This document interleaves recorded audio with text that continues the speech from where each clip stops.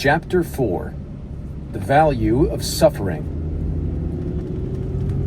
In the closing months of 1944, after almost a decade of war, the tide was turning against Japan. Their economy was floundering, their military overstretched across half of Asia, and the territories they had won throughout the Pacific were now toppling like dominoes to U.S. forces. Defeat seemed inevitable. On December 26, 1944, 2nd Lieutenant Hiro Onoda of the Japanese Imperial Army was deployed to the small island of Lubang in the Philippines. His orders were to slow the United States' progress as much as possible, to stand and fight at all costs, and to never surrender. Both he and his commander knew it was essentially a suicide mission.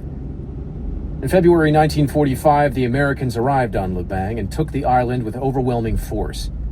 Within days, most of the Japanese soldiers had either surrendered or been killed, but Onoda and 3 of his men managed to hide in the jungle.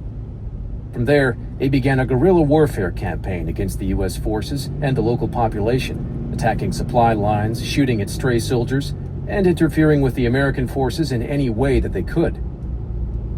That August, half a year later, the United States dropped atomic bombs on the cities of Hiroshima and Nagasaki. Japan surrendered, and the deadliest war in human history came to its dramatic conclusion. However, thousands of Japanese soldiers were still scattered among the Pacific Isles, and most, like Onoda, were hiding in the jungle, unaware that the war was over. These holdouts continued to fight and pillage as they had before. This was a real problem for rebuilding Eastern Asia after the war, and the governments agreed something must be done.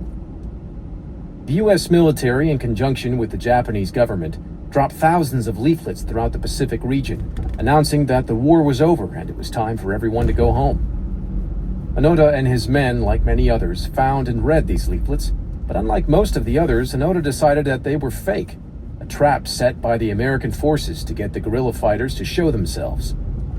Onoda burned the leaflets, and he and his men stayed hidden and continued to fight. 5 years went by. The leaflets had stopped, and most of the American forces had long since gone home. The local population on Lubang attempted to return to their normal lives of farming and fishing. Yet there were Hiro Onoda and his merry men, still shooting at the farmers, burning their crops, stealing their livestock, and murdering locals who wandered too far into the jungle. The Philippine government then took drawing up new flyers and spreading them out across the jungle. "Come out," they said. "The war is over. You lost." But these too were ignored. In 1952, the Japanese government made one final effort to draw the last remaining soldiers out of hiding throughout the Pacific. This time, letters and pictures from the missing soldiers' families were airdropped, along with a personal note from the emperor himself. Once again, Onoda refused to believe that the information was real. Once again, he believed the airdrop to be a trick by the Americans. Once again, he and his men stood and continued to fight. Another few years went by, and the Philippine locals, sick of being terrorized, finally armed themselves and began firing back. By 1959, one of Onoda's companions had surrendered, and another had been killed. Then, a decade later, Onoda's last companion, a man called Kozuka, was killed in a shootout with the local police while he was burning rice fields, still waging war against the local population a full quarter century after the end of World War II. Onoda, having now spent more than half of his life in the jungles of Lubang, was all alone. In 1972, the news of Kozuka's death reached Japan and caused a stir.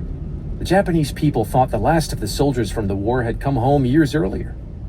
The Japanese media began to wonder if Kozuka had still been on Lubang until 1972, and perhaps Onoda himself, the last known Japanese holdout from World War II, might still be alive as well.